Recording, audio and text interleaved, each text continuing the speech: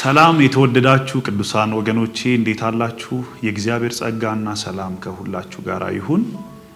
ዛሬ ደግሞ ከእኔ ጋራ በዚህ መርሃ ግብር የሐዋርያው የቅዱስ ጳውሎስ መልእክት ወደ ጢሞቴዎስ ሁለተኛይቱን መልእክት እናጠናለን። ከዚህ ቀደም በነበሩት የመጽሐፍት ጥናቶች ላይ ብዙ እንደተጠቀማችሁ ተስፋ እናደርጋለን። ከኔ ጋር ደግሞ ይችን የሐዋርያውን መልእክት በጥልቀት እናያለን። እግዚአብሔር ከሁላችን ጋራ ይሁን። ዛሬ ከኔ ጋራ የምናየው የሐዋርያው የቅዱስ ጳውሎስ መልእክት ወደ ጢሞቴዎስ ሁለተኛውን መልእክት ነው። ያው ሁለተኛው ስንል የመጀመሪያው መልእክት እንደነበረ የታወቀ ነው። በመጽሐፍ ቅዱሳችን ውስጥ ካሉ 27 የአዲስ ኪዳን መጽሐፍት መካከል አንዱ የሆነው ለጢሞቴዎስ የተጻፈው መልእክት ነው፣ አንደኛውና ሁለተኛው። ስለዚህ ዛሬ ከኔ ጋራ የምንመለከተው እና የምናጠናው የሁለተኛይቱን መልእክት ይሆናል። ሁለተኛይቱን መልእክት ስንመለከት ይህ መጽሐፍ የተጻፈበት የራሱ ዓላማ አለው። የዚህ ዓላማ ደግሞ በዛ ዘመን ላይ ለነበሩት ሁሉ ጥያቄዎች መልስ ሆነው እናገኛቸዋለን። ዛሬም ለኛ ደግሞ በዚህ ዘመን ላለን ክርስቲያኖች፣ አገልጋዮች፣ ቅዱሳን ሁላችን የሚጠቅም መጽሐፍ ነው። ይህን መጽሐፍ ብናጠና በክርስትናችን የሚመጡብን ማንኛውንም ጫናና ተግዳሮቶች እንዴት መወጣት እንዳለብን እንደ እግዚአብሔር ቃል የሚያስተምረን መጽሐፍ ነው። የጢሞቴዎስ መልእክት ከመጋቢያን መጽሐፍተ መጋቢያን ከሚባሉት መጽሐፍቶች መካከል አንዱ ነው። ሐዋርያው ጳውሎስ ለቲቶና እንዲሁም ደግሞ ለጢሞቴዎስ የጻፋቸው መልእክታት በመጽሐፍ ቅዱስ አስተማሪዎች ዘንድ መልእክታተ መጋቢያን ይባላሉ። እነዚህ መጽሐፍት ደግሞ እንዴት አንድ መጋቢ በቤተ ክርስቲያን ውስጥ ቅዱሳንን ሕዝቡን እንዴት መምራት እንዳለበት፣ የሚመጣበትን ጫና እንዴት መቋቋም እንዳለበት የሚያስተምሩና መመሪያ የሚሆኑ መጽሐፍት ናቸው። ቲቶን እንደምታውቁ በቀርጤስ እግዚአብሔር አምላክ በጸጋው ከጎበኘው በኋላ ሐዋርያው ጳውሎስ በዚያ ሾሞት እንዳስቀመጠው ጢሞቴዎስን ደግሞ በኤፌሶን ባለች ቤተክርስቲያን እንዲያገለግል፣ እንዲመራ፣ እንዲያስተምር፣ እንዲሰብክ በዚያ ያለውን ሁሉ እንቅስቃሴ መንፈሳውን እንቅስቃሴ እንዲያስተዳድር ሰጥቶት ነበረ፣ ኃላፊነትን ሰጥቶት ነበረ። ሐዋርያው ጳውሎስ ይህንን ሁለተኛይቱን የጢሞቴዎስን መልእክት በመንፈስ ለወለደው ለጢሞቴዎስ ሲጽፍለት ጳውሎስ በጣም በተመቻቸ ሁኔታ ላይ ሆኖ አይደለም የጻፈለት። በተመቻቸ ሁኔታ ደግሞም ጊዜውና ሁኔታው በፈቀደለት ጊዜ አልነበረም የጻፈለት። እንደውም ጳውሎስ በታሪክ ስንመለከት ለሁለተኛ ጊዜ በሮም አገዛዝ በቄሳር ተይዞ በታላቅ መከራና ስቃይ ውስጥ በግራውንድ ውስጥ ከምድር በታች ባለ በጨለማ ክፍል ታስሮ በነበረበት ጊዜ በ67 ዓመተ ምህረት የተጻፈ መልእክት እንደሆነ የመጽሐፍ ቅዱስ አስተማሪዎች ይህንን ያስተምራሉ።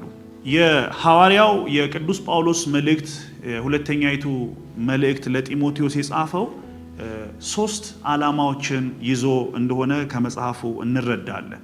በመጀመሪያ ጢሞቴዎስና የኤፌሶን ቤተክርስቲያን በጳውሎስ ላይ የተፈረደውን የሞት ፍርድ እንዲያውቁ፣ እንዲረዱ፣ በፊቱ ስላለው የሞት ቅጣት ወይም ደግሞ ሰማዕትነትን እርሱ እያሰበ እንደሆነና እነርሱም ደግሞ እንዲረዱ፣ እንዲያውቁ በክርስቶስ ኢየሱስ የደረሰበትን የሚደርስበትን መከራ ደግሞም እንዳይፈሩበት፣ እንዳይሰጉ በክርስትና የሚመጣ ማንኛውም ቻሌንጅ ከፊቱ ስላለው ታላቅ ክብርና ደስታ እንደሆነ እንዲረዱ የጻፈው መልእክት ነው። ይህ ብቻ አይደለም። በዚህ መጽሐፍ ላይ ሐዋርያው ጳውሎስ እንደሚናገረው ብቻውን እንደቀረ አብረውት የነበሩ አገልጋዮች፣ ቅዱሳን በዙሪያው የነበሩ ሁሉ በዚያ ዘመን ላይ እንደተዉት ደግሞም ጢሞቴዎስ ወደሱ እንዲመጣ መልእክትን አስቀምጦ ነው ይህን መልእክት የጻፈለት። ሶስተኛው ደግሞ ለጢሞቴዎስ የሆነ መልእክት ነው። ጢሞቴዎስ የወንጌልን ቃል እንዲጠብቅ ነው በዚህ መጽሐፍ ላይ መልእክትን ያስቀመጠለት። የወንጌልን ቃል እንዲያስተምር ደግሞም እንዲተጋ፣ እንዲጸና በዘመኑ የነበረውን የኔሮን ቄሳርን የታላቅ ጫና በምድሪቱ ላይ የነበረውን የክርስትናን ጫና እንዳይፈራና እንዳይሰጋ በጽናት እንዲቆም ወንጌልን እንዲጠብቅ የክርስቶስ ኢየሱስን በጎ መልካም የሆነውን የምስራችን ወንጌል በዚያ ዘመን ላይ በድፍረት እንዲሰብክ እምነትን እንዲፈጥርበት ይህንን መልእክት እንደጻፈለት ከመጽሐፉ እንረዳለን። ይህ የሁለተኛይቱ የጢሞቴዎስ መልእክት በክፍሉ ላይ ስንመለከት 4 ምዕራፎችንና 83 ቁጥሮችን የያዘ መጽሐፍ ነው። በዚህ መጽሐፍት ውስጥ በዚያ ዘመን ለመጋቢው፣ ለአስተማሪው፣ ለሰባኪው ጢሞቴዎስ የተጻፈ መልእክት ቢሆንም በዚህ ዘመን ላለነው ደግሞ አገልጋዮች፣ ቅዱሳን ሁላችንም ይህንን መልእክት ለምንሰማ፣ ይህን መጽሐፍ ለምናነብ የእግዚአብሔር ቃል ዛሬም ሕያው ሆኖ ያስተምረናል፣ ይመክረናል፣ ደግሞም ይገስጸናል። የእግዚአብሔር ስም የተባረከ ይሁን። በዚህ ትምህርት ላይ የመግቢያውን ክፍል እንዲህ ከተመለከትን በኋላ ምዕራፍ 1 ብለን እንጀምራለን። ምዕራፍ 1 ምንድነው ያለው? በውስጡ የያዘው ሐሳብ ምዕራፍ 1 ላይ ምንድነው የምንማረው? ሐዋርያው ጳውሎስ ለጢሞቴዎስ ምን ብሎ ነው መልእክት ያስተላለፈለት? ይሄንን ቃል በቃል ነገሮቹን እንመለከታለን። የእግዚአብሔር ጸጋና ሰላም ከሁላችን ጋር ይሁን። የእግዚአብሔር ጸጋ ያግዘን። ከምዕራፍ 1 ቁጥር 1 ጀምሮ ሐዋርያው ጳውሎስ ለጢሞቴዎስ ልጁ ሲናገር በክርስቶስ ኢየሱስ የሚሆን የሕይወት ተስፋ በእግዚአብሔር ፈቃድ የኢየሱስ ክርስቶስ ሐዋርያ የሆነ ጳውሎስ ለተወደደ ልጄ ለጢሞቴዎስ ብሎ ነው የሚጀምረው።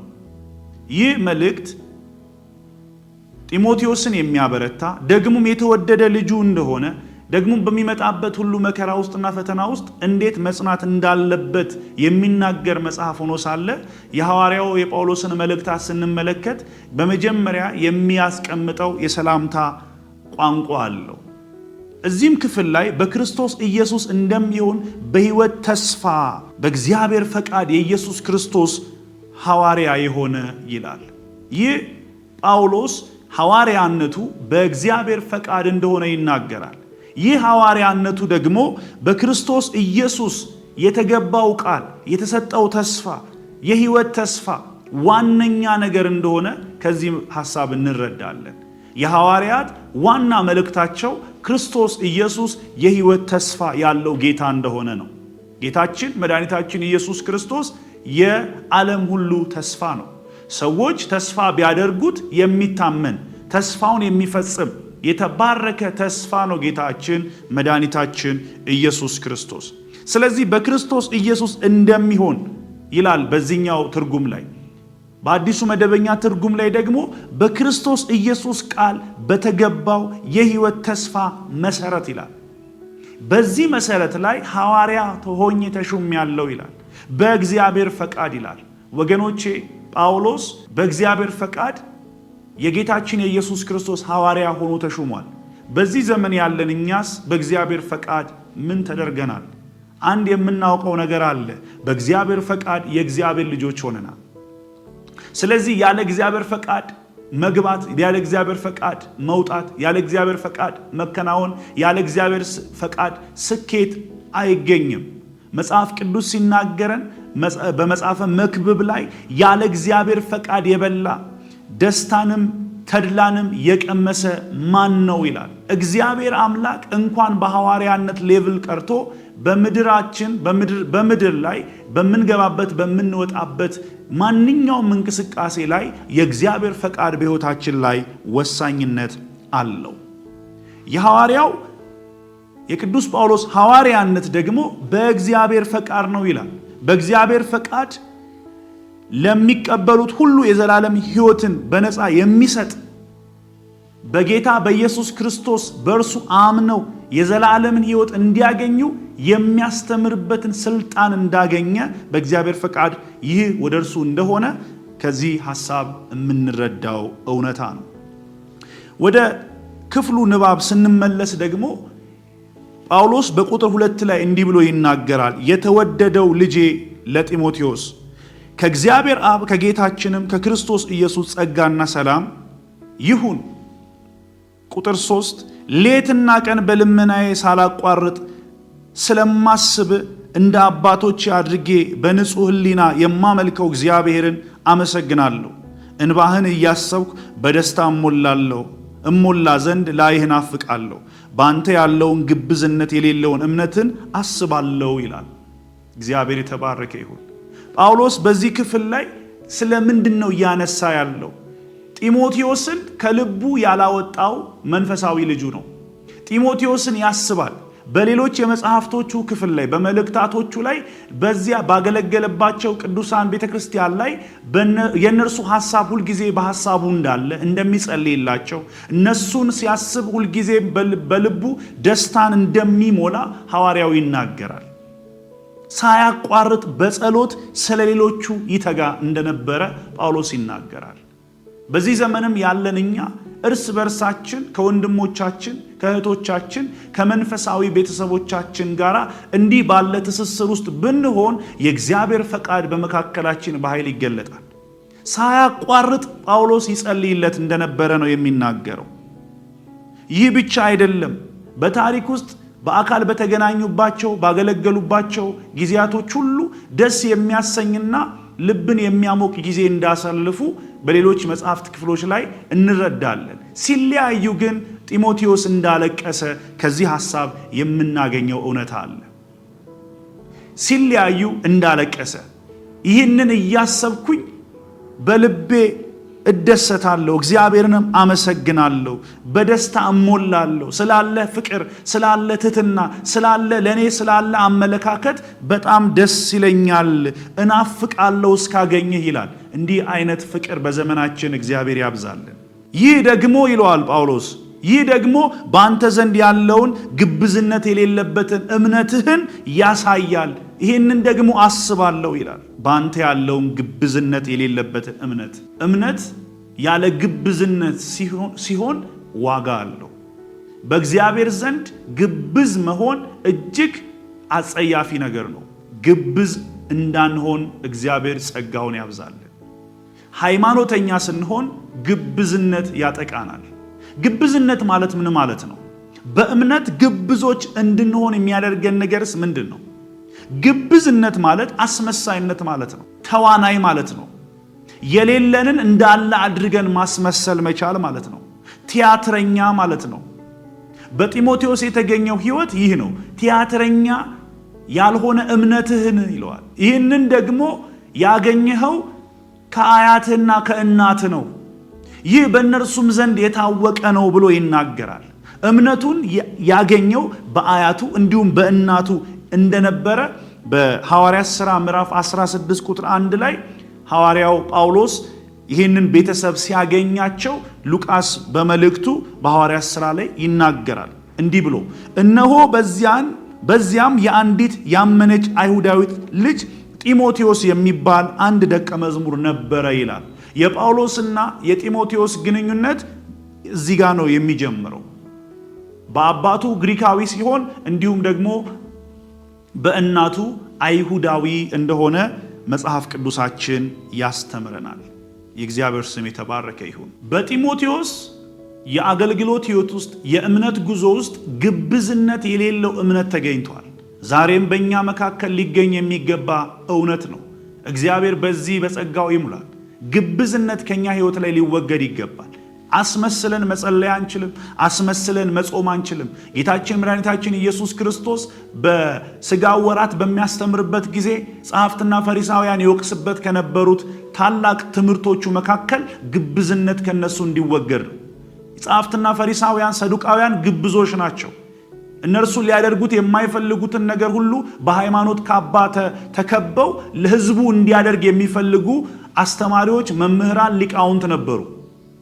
እነርሱ ግን እንደ ተዘጋ መቃብርና የእግዚአብሔርን ፈቃድ የማያደርጉ የሙታን መንደር ስብስብ እንደሆኑ ጌታችን ኢየሱስ ክርስቶስ ይናገራል። በማቴዎስ ወንጌል ምዕራፍ 23 ላይ ደግሞም እንደ ግብዞች አትጠውልጉ፣ ስትጾሙ ስትጸልዩ እያለ በማቴዎስ ወንጌል ምዕራፍ 5 እና 6 7 ላይ ጌታችን ኢየሱስ ክርስቶስ በተራራው ስብከት ላይ ይናገራል።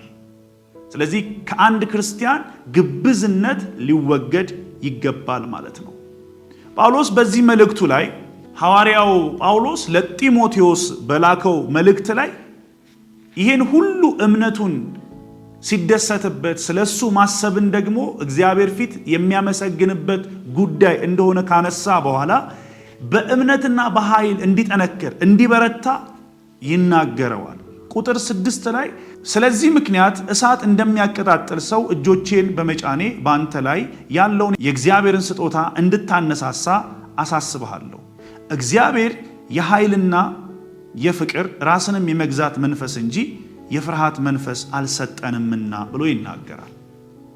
ታውቃላችሁ በዛ ዘመን ላይ ቤተክርስቲያን እጅግ የምትፈተንበት የቄሳር መንግስታት በሙሉ ቤተክርስቲያንን የሚያሳድዱበት ቤተ ጣዖታትን የሚያነጹበት ቤተክርስቲያንን ደግሞ የሚያፈርሱና የሚበትኑበት ዘመን ነው። ስለዚህ ጳውሎስ ለጢሞቴዎስ የሚናገረው በአካል በተገናኙበት ጊዜ ጸልዮለታል። እጁን ጭኖ ጸልዮለታል። እግዚአብሔር የሰጣውን በውስጡ ያለውን ጸጋ እንዲነቃቃ በእርሱ ላይ እጁን አኑሮ ነበረ። ስለዚህ ያንን ያሳስበዋል ማለት ነው። እንዲነቃቃ በውስጥ ያለው ጸጋ እንዲነቃቃ እጄን ጭኜብሃለሁ። አሁንም ደግሞ ያን ጸጋ እንዲነሳሳ የእግዚአብሔርን ስጦታ ቸል እንዳትል በውስጥ ያለውን ጸጋ እንዲበረታታና እንዲያድግ አነሳሳሃለሁኝ፣ አበረታታሃለሁ፣ አሳስብሃለሁ ይለዋል። አንድ ክርስቲያን ጌታችን ኢየሱስ ክርስቶስን ከተቀበለ በኋላ በውስጡ እግዚአብሔር አምላክ የሚጠቀምበትን ጸጋ ይሰጠዋል። ጸጋ በጀት ነው። በምድር ላይ ስንኖር በቤተ ክርስቲያን በአካል ውስጥ አክቲቭ ሆነን እንድንንቀሳቀስና በዚያም ጸጋ የእግዚአብሔርን መንግስት እንድንሰራ እግዚአብሔር አምላክ ጸጋን ይሰጠናል። ለጢሞቴዎስም የሆነው ይሄ ነው። ጢሞቴዎስ የእግዚአብሔርን ጸጋ ተካፍሏል። ያንን ግን ጳውሎስ ያነቃቃለታል እየጸለየ ሐዋርያዊ ስልጣንም ስላለው ልጁም ስለሆነ እጁን በመጫን ያንን ጸጋ ያነቃቃ ነበረ። እርሱ ይህንን ነገር እንዳያነቃቃ የሚያደርገው ተግዳሮት ምንድን ነበር በዚያ ዘመን ብለን ስናስብ በውስጡ ፍርሃት አለ። ይህም ፍርሃት ደግሞ ከታናሽነት የመጣ ነው። እንደምታውቁት ጢሞቴዎስ ወጣት አገልጋይ፣ ወጣትነቱ ደግሞ ከመሪነት ጋር ሲደመር በውስጡ ላይ ፍርሃትን ይጭርበት ነበረ። ግን ጳውሎስ ያሳስበዋል። ይሄ የተቀበልከው ጸጋ የፍርሃት መንፈስ አይደለም ይላል። የእግዚአብሔር ኃይልና የፍቅር ራስን የመግዛት እንጂ የፍርሃት መንፈስ አልተሰጠንም ይላል። እንድትፈራ አልነግርህም፣ እንድትበረታታ ነው እንጂ ይላል። ብዙ ጊዜ ወደ አገልግሎት የምንመጣ ሰዎች ሁልጊዜ በውስጣችን ላይ የእችላለሁና የአልችልም ሙግት ውስጣችን ሲኖር ብዙ ጊዜ በፍርሃት እንጠቃለን። ነገር ግን እግዚአብሔር የሰጠን የድፍረትን መንፈስ፣ የኃይልን መንፈስ፣ የፍቅርን መንፈስ፣ ራስን የመግዛት መንፈስ እንጂ የመፍራት ወይም የፍርሃትን መንፈስ አይደለም። በአንደኛ ጢሞቴዎስ ምዕራፍ 4 ቁጥር 11 ላይ ይህንን ሐሳብ ያነሳል አስቀድሞ ሐዋርያው ጳውሎስ።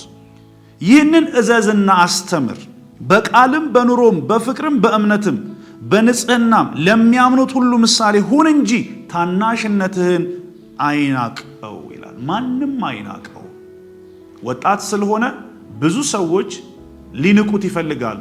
ወጣት ስለሆነ ብዙ ሰዎች የማይቀበሉት ይመስለዋል። ነገር ግን አንተ ስታገለግል እዘዝ፣ አስተምር፣ በቃልም በኑሮም በፍቅርም በእምነትም በንጽህና ለሚያምኑት ሁሉ ምሳሌ ሁን እንጂ ካንተ እንከን አይገኝ፣ ምሳሌያዊ ህይወት ይኑርህ እንጂ ይላል።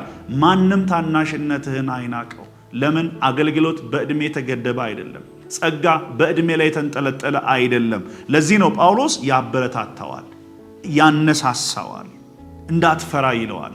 ቁጥር 8 ላይ ሐዋርያው ጳውሎስ ለጢሞቴዎስ ምን ብሎ ይናገረዋል? እንግዲህ በጌታችን ምስክርነት ወይም በእስረኛው በእኔ አትፈር። አሁን ይሄ የብርታት መንፈስ፣ የኃይል መንፈስ፣ የፍቅር መንፈስ በውስጥ ካለ መፍራት የለብህም፣ ደግሞ ማፈር የለብህም።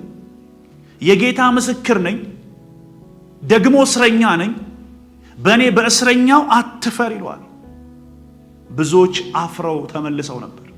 ለምን? ጳውሎስ በአገልግሎቱ እንደ ወንጀለኛ ወንጌል ስለሰበከ፣ የምስራቹን ቃል ለዓለም ስላደረሰ፣ የአሕዛብ ሐዋርያ አስተማሪ ሆኖ በምድር ላይ ስለተመላለሰ፣ የጌታችን የኢየሱስ ክርስቶስ ምርጥ ዕቃ ሆኖ እውነትን ስለገለጠ የአሕዛብ መንግስታት ያሰቃዩት ነበረ።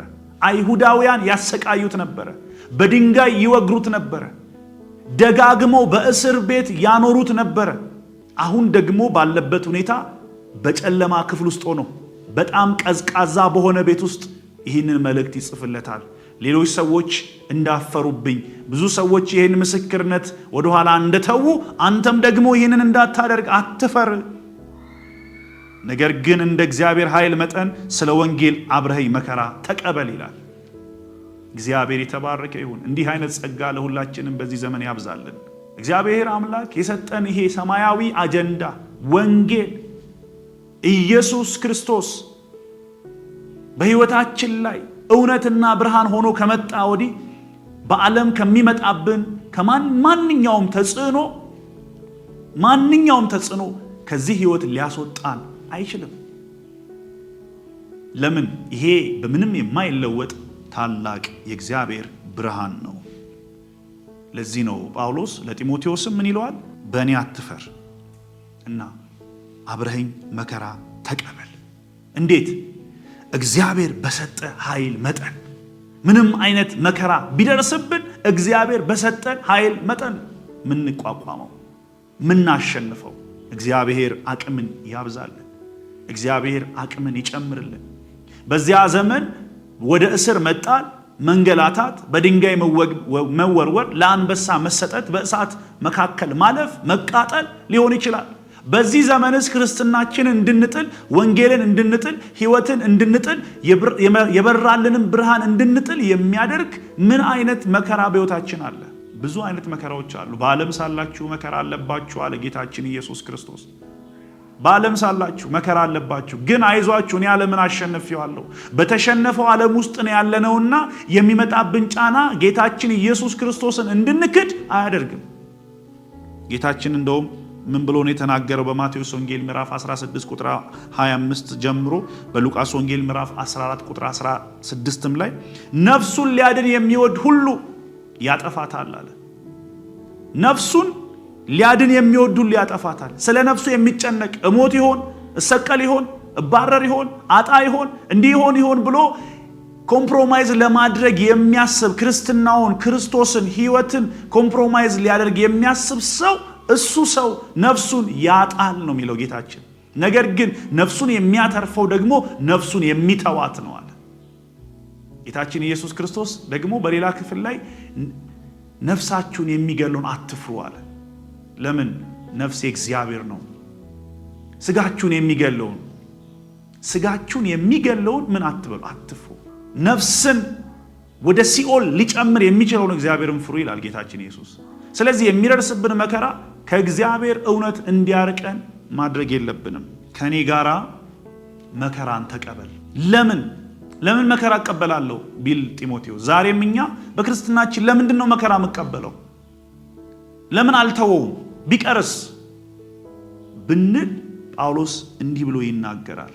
ያዳነን በቅዱስ አጠራሩም የጠራን እግዚአብሔር ነውና ይላል። ክብር ለእግዚአብሔር ይሁን። ያዳነን በቅዱስ አጠራሩም የጠራን እግዚአብሔር ነው። ለምንድን ነው መከራ ሲደርስብን ትተን ማንሄደው? ስላዳነን፣ ስለታደገን፣ ሕይወት ስለሆነን፣ ጨለማችንን ስለገፈፈ፣ ሞትን ከኛ ስላስወገደ፣ ሕይወትን ስላካፈለን፣ የጨለማው ጉልበት ከእግራችን በታች ስለተቀጠቀጠ፣ ሞትን ድል ስላደረገልን፣ እርሱ ያደረገልን ነገር ታላቅና ግዙፍ ስለሆነ የሚመጣብን መከራ ከምናገኘው ክብር ጋር ሲነጻጸር ምንም ነው ይላል ጳውሎስ። ስለዚህ ከኔ ጋር መከራ ተቀበል። በክርስትና እንዳትጨክን፣ ወደፊት እንዳትገሰግስ፣ እስከ ፍጻሜው እንዳትሮጥ ከሚያደርግ ተግዳሮቶች የሚያድን ይህ ነው፣ እርሱ አድኖናል ይለዋል። እርሱ አድኖናል፣ በቅዱስ አጠራሩም ደግሞ ጠርቶናል። በሌላ ወረድ ብሎም ደግሞ ምንድን ነው የሚለው? በዚህ ወንጌል ይላል፣ በዚህ ብርሃን ሕይወትና አለመጥፋት ወደ ብርሃን አምጥቷል ይላል። ስለዚህ ስለማንጠፋ በዚህ ወንጌል የሚመጣብን ማንኛውም መከራ ይህንን እንድንጥል አያደርገንም። ስለዚህ ከኔ ጋር መከራ ተቀበል ይለዋል። ከኔ ጋር መከራን ተቀበል። ለምን? ድነሃል። ለምን? አምልጠሃል። ለምን? ተጠርተሃል። በቅዱስ አጠራር፣ ልዩ በሆነ አጠራር የሆነ ሰውን እንደሚጣራ እገሌ እንደሚል አይነት ጥሪ ሳይሆን ልዩ በሆነ ጥሪ እግዚአብሔር ለሰማያዊ ጥሪ ተካፋይ እንድትሆን ተጠርተሃል። በምድር ያለው ነገር አንድ ቀን ያበቃል፣ ግን ዘላለማዊ ሕይወት አለ፣ የሚቀጥል ሕይወት አለ፣ ሰማያዊ ሕይወት አለ ይላል ጳውሎስ። ስለ ዳንን የማንክደው፣ በቅዱስ አጠራር ስለተጠራን የማንክደው፣ ደግሞም ስለማንጠፋ ወደ ሕይወት ስለመጣን የዘላለም ሕይወትን ስለተካፈልን አንክደው፣ አንተው። መከራ ቢመጣም መከራውን እንጋፈጣለን። የሚገድለን ነገር እንኳን ቢመጣ እንሰዋለን። የሚያስፈራራ የሚያስደነግጥ ቢመጣ እንኳን እንቋቋመዋለን። ለምን? ይሄ ከሚመጣብን መከራ ይልቅ በፊታችን ያለው ደስታ እጅግ ታላቅ ነው። እግዚአብሔር የተባረከ ይሁን። ይህ ደህንነት ደግሞ ይላል ጳውሎስ በስራችን አይደለም። ይህ ሕይወት በእኛ ምግባር አይደለም።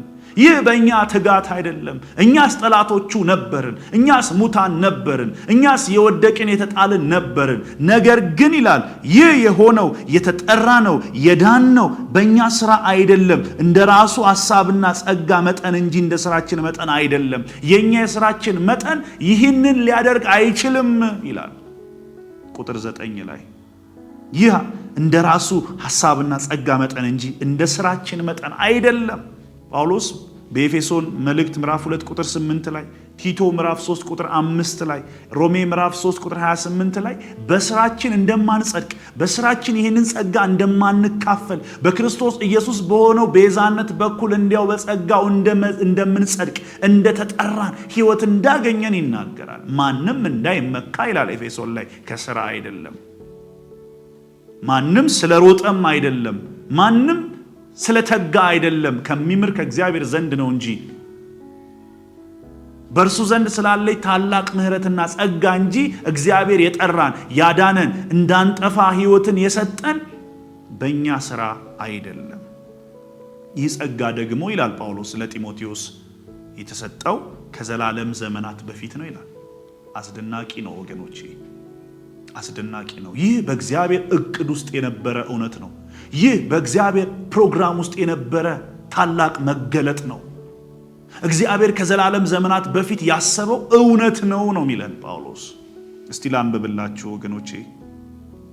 ይህ ጸጋ ይላል፣ ይሄ ያዳነን ጸጋ፣ ይህ የታደገን ጸጋ፣ ይህ ያስመለጠን ጸጋ፣ ይህ ጸጋ ከዘላለም ዘመናት በፊት በክርስቶስ ኢየሱስ ተሰጠን ይልና አሁን ግን በመድኃኒታችን በኢየሱስ ክርስቶስ መገለጥ ታይቷል ይለናል። ይህ ጸጋ ከዘላለም ዘመናት በፊት ተሰጥቶናል። እግዚአብሔር ያውቀዋል። እግዚአብሔር ያውቀዋል። እግዚአብሔር ይህንን ለኛ መድቦታል። ሕይወትን መድቦልናል። ረፍትን መድቦልናል። የዘላለም ሕይወትን መድቦልናል። የጨለማው ጉልበት ከእግራችን በታች እንደሚቀጠቀጥ ጌታችን ኢየሱስ ክርስቶስ በመስዋዕትነቱ የዘላለም ሕይወት ለኛ እንደሚሆን እግዚአብሔር ይህንን አስቀድሞ ወስኗልና ክብር ለእግዚአብሔር ይሁን። በኢየሱስ ክርስቶስ የተደረገልን ቸርነት ዓለም ሳይፈጠር ታስቦ የታወቀ ነበር፣ የታሰበ ነበር። ይህንንም ደግሞ ጴጥሮስ በመልእክቱ ያረጋግጥልናል። አንደኛ ጴጥሮስ ምዕራፍ 1 ቁጥር 20 ላይ ዓለም ሳይፈጠር እንኳን ታወቀ ይላል። ዓለም ሳይፈጠር አስቀድሞ ምን አለ? ታወቀ። ምኑ? በጉ መታረዱ፣ መቤዠቱ፣ የዘላለም ሕይወትን መስጠቱ፣ ደሙን አፍስሶ ሥጋውን ቆርሶ ሰዎች እንደሚድኑ፣ እንደሚፈወሱ፣ እንደሚያመልጡ፣ የእግዚአብሔር ቤተሰብ እንደሚሆኑ፣ የእግዚአብሔር ዜጋ እንደሚሆኑ፣ የመንግስቱ ወራሽና ባለድርሻ እንደሚሆኑ አስቀድሞ እግዚአብሔር ይህንን ያውቃል አለ። ራእይ ምዕራፍ 13 ቁጥር 8 ላይ ከዓለምም ፍጥረት ጀምሮ በታረደው በግ ይላል።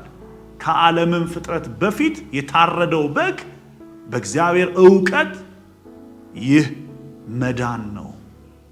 ይህ የዘላለም ሕይወት ነው፣ በእግዚአብሔር ዘንድ የታወቀ።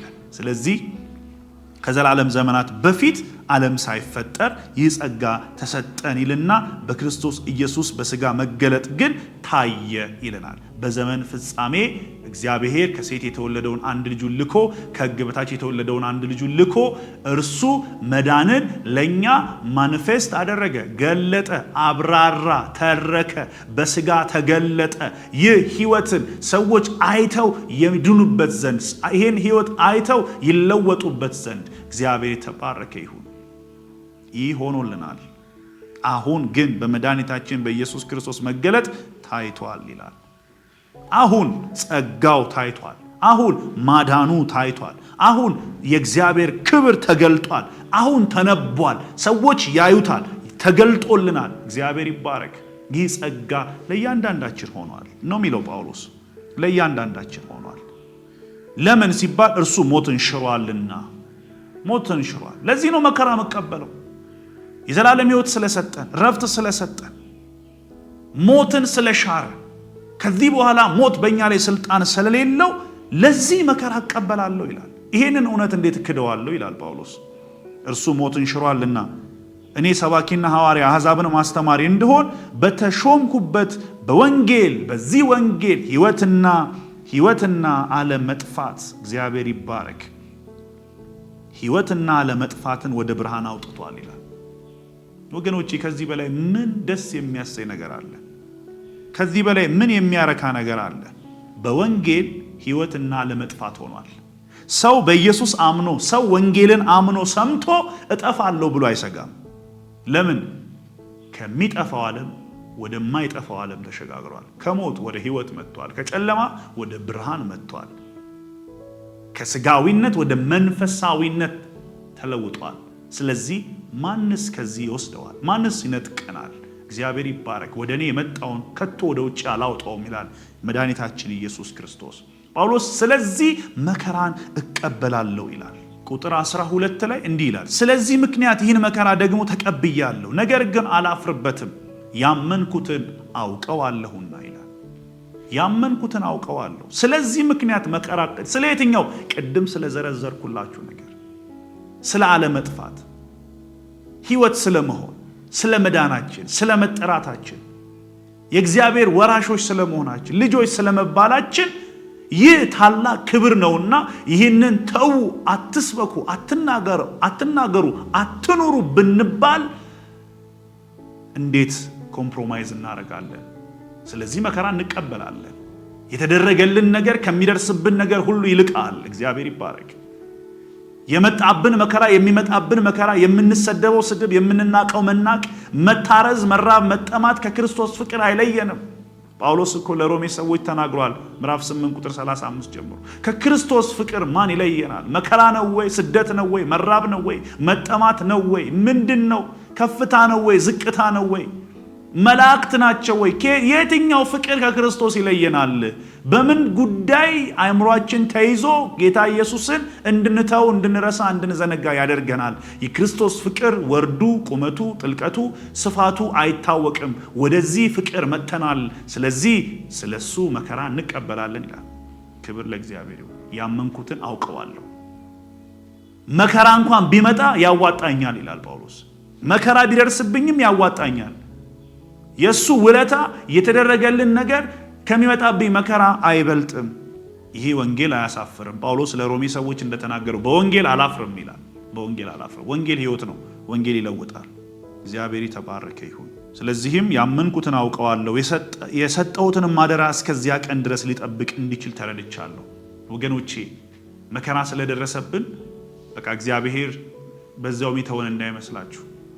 በቃ ጎበዞች ብሎ ብቻ ሚተወን እንዳይመስላችሁ። ደግሞ ይከፍለናል። ሪዋርድ አለው። ይህንን ተረድቻለሁ። አሁን የሚመጣብኝ መከራ ሊመጣው ካለው ሕይወት ጋር ሲነጻጸር ምንም ነው ይላል ጳውሎስ።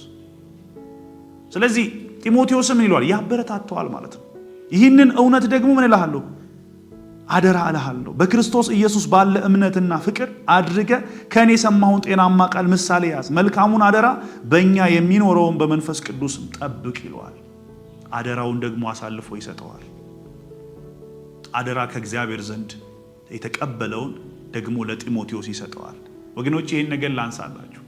አደራ በመጽሐፍ ቅዱስ ውስጥ ስንማር 3 አይነት አደራዎች አሉ። አንደኛው ሰው ለሰው የሚሰጠው አደራ፣ እባክህ ይህንን ዕቃ አንተ ጋር አስቀምጥልኝ፣ ይህንን ጠብቅልኝ፣ ልጄን ጠብቅልኝ፣ ንብረቴን ጠብቅልኝ፣ ገንዘቤን ጠብቅልኝ ብሎ ሰው አደራ ይሰጠዋል። ይህ አይነት አደራ አለ። መጽሐፍ ቅዱስም በዚህ ጉዳይ ላይ አደራ እንድንጠብቅ፣ የተሰጠንን አደራ ታማኞች ሆነን እንድንጠብቅ፣ ካልሆነ ደግሞ ካሳውን እንድንክስ መጽሐፍ ቅዱስ ያስተምረናል። በሕግ ኦሪት ዘጸአት ምዕራፍ 22 ቁጥር 7 ላይ፣ ዘሌዋውያን ምዕራፍ 6 ቁጥር 2 እስከ 4 ላይ በአደራ የተሰጠንን ነገር በአደራው ልክ መመለስ እንዳለብን ይናገራል። ስለዚህ አደራ ከሰው የምንቀበለው ነው። ሁለተኛው ሰው ለእግዚአብሔር የሰጠው አደራ አለ። ሰው ለእግዚአብሔር የሚሰጠው አደራ አለ። ለምሳሌ መጽሐፍ ቅዱስ ሲናገር መዝሙር 36 ቁጥር 6 ላይ መንገድህን ለእግዚአብሔር አደራ ስጥ፣ በእርሱም ታመን፣ እርሱም ያደርገዋል ይላል። በሕይወታችን በመንገዳችን ሕይወታችንን ሁሉ ሊጠብቅና ሊረዳ የሚችለው እግዚአብሔርን ታምነን ለእርሱ አደራ እንድንሰጥ መጽሐፍ ቅዱስ ያስተምረናል። ስራህን ለእግዚአብሔር አደራ ስጥ፣ ሐሳብህም ትጸናለች ይላል መጽሐፈ ምሳሌ ምዕራፍ 16 ቁጥር 3 ላይ። ስለዚህ በሕይወታችን ሁሉ እግዚአብሔርን አምነን አደራ ብንሰጠው እግዚአብሔር ታማኝ ስለሆነ አደራውን ይጠብቃል። ሶስተኛው ደግሞ እግዚአብሔር ለሰው የሰጠው አደራ ነው። እግዚአብሔር ለሰው የሰጠው አደራ፣ ይህም ደግሞ ወንጌል ነው። እግዚአብሔር ይጠብቅብናል። መክሊት ሰጥቶናል፣ መክሊት ይጠብቅብናል። አትርፈን እንድንመጣ ይጠብቅብናል። ሉቃስ 12:48 ላይ ብዙ ከተሰጠው ሁሉ ብዙ ይፈለግበታል፣ ብዙ አደራ ከተቀበለም ብዙ ይጠበቅበታል ይላል። እስራኤላውያን ከእግዚአብሔር የእግዚአብሔርን ቃል ተቀብለው ለትውልድ ያስተላልፉ ዘንድ አደራ እንደተሰጣቸው ሐዋርያው ጳውሎስ ለሮሜ ሰዎች ምዕራፍ 3 ቁጥር 2 ላይ ከሁሉ አስቀድሞ የእግዚአብሔርን ቃል በአደራ የተሰጠው ለእነርሱ ነው ይላል። ሐዋርያው ጳውሎስ፣ ሐዋርያው ጴጥሮስ ደግሞ አደራ እንደተቀበሉ መጽሐፍ ቅዱስ ያስተምረናል። እግዚአብሔር የሰጣቸው፣ ጌታ ኢየሱስ የሰጣቸው ለጴጥሮስ ኢየሩሳሌምን፣ እስራኤልን የተገረዙትን ሲሰጠው ለጳውሎስ ደግሞ ያልተገረዙትን አሕዛብን ለወንጌል አደራ ተሰጥቷቸዋል። ወገኖቼ እኛም በዚህ ዘመን እግዚአብሔር የሰጠን አደራ አለ። የወንጌል አደራ አለ። የአገልግሎት አደራ አለ። እግዚአብሔር ይህንን ጠብቁልኝ፣ አክብሩልኝ ያለን ብዙ አደራዎች አሉ። ቤተ ክርስቲያንን የምናገለግልበት መንፈስ የአደራ መንፈስ መሆን አለበት። የተሰጡን ኃላፊነቶች ሁሉ የአደራ መሆን አለባቸው። ስለዚህ አደራችንን ልንጠብቅ ይገባል። ጳውሎስም ለዚህ ነው ለጢሞቴዎስ የሚለው ምንድነው? ይህንን ወንጌል አደራ ጠብቅ ብሎ ይሰጠዋል። አደራህን ብሎ ይናገረዋል። ቁጥር 14 ላይ ምንድነው የሚለው? ለጢሞቴዎስ መልካሙን አደራ እንዲጠብቅ ያሳስበዋል። ወንጌል አደራ ስለሆነ በዚህ ወንጌል በርታ ይለዋል። ወገኖቼ እግዚአብሔር አምላክ ዛሬም ለኛ የሚያስተምረን ታላቅ ነገር በወንጌል ውስጥ ታላቅ ክብር ስላለ፣ ብርሃን ስላለ፣ አለመጥፋት ስላለ፣ የዳነው በእኛ ስራ ሳይሆን የዳነው በእርሱ ጸጋ ስለሆነ ለሚመጡብን ነገሮች ሁሉ ታማኞች ሆነን ጥርሳችንን ነክሰን ክርስትናችንን እንድንጠብቅ መጽሐፍ ቅዱስ ያስተምረናል። ለማጠቃለያ የተሰጠን ሕይወት የማይጠፋ ስለሆነ ዘላለማዊ ስለሆነ መከራን ለመቀበል መፍራት የለብንም። ለጢሞቴዎስ የሚለው ይሄንን ነው። መፍራት የለብንም። ከጌታ የምንቀበለው ሪዋርድ አለ፣ ሽልማት አለና እግዚአብሔር የተባረከ ይሁን። ለምን?